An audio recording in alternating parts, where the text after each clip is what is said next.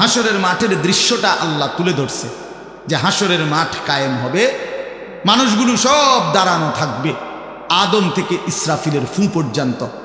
এই দাঁড়ানো অবস্থায় আল্লাহ তাআলা বলতেছেন ওয়াজা রাব্বুক, আল্লাহ তাআলা মহান আল্লাহ পাক তিনি তার শান অনুপাতে হাসরের ময়দানে উপস্থিত হবেন। ওয়াল মালাকু সাফফান সাফফা, কোটি কোটি ফেরেশতা সারিবদ্ধভাবে লাইন ধরে দাঁড়াবে, চারদিকে কোটি কোটি ফেরেশতা, মহান আল্লাহ পাক উপস্থিত আর মানুষগুলো সব দাঁড়ানো। এই কল্পনা করে হাসরের মাঠ। এবার কি হবে আল্লাহ বলেন ওয়াজি আয়াউমা ইদিন জাহান্নাম।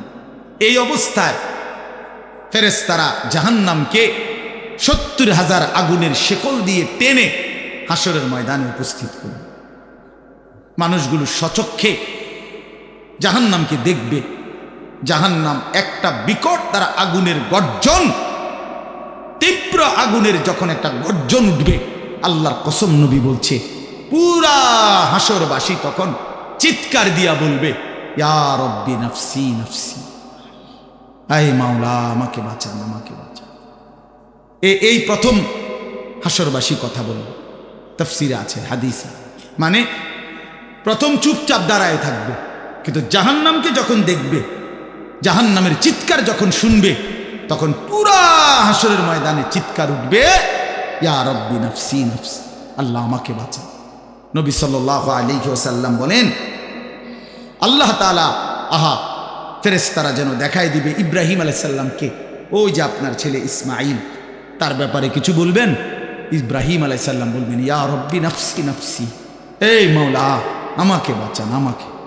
ওর বিষয়টাও দেখো।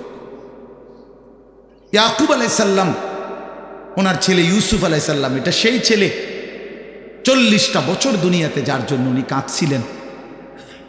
ফেরেশতারা বলবো ওই যে ইউসুফকে দেখা যায়, তার ব্যাপারে কিছু বলবেন।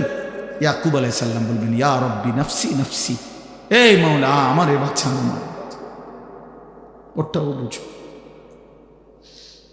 অজি আয়াউমা ইদিন বিজাহান্নাম, জাহান্নামকে হাসরের ময়দানে আনা হবে বন্ধু। বিষয়টারে তুমি আমি খামখেয়ালি মনে করো না বা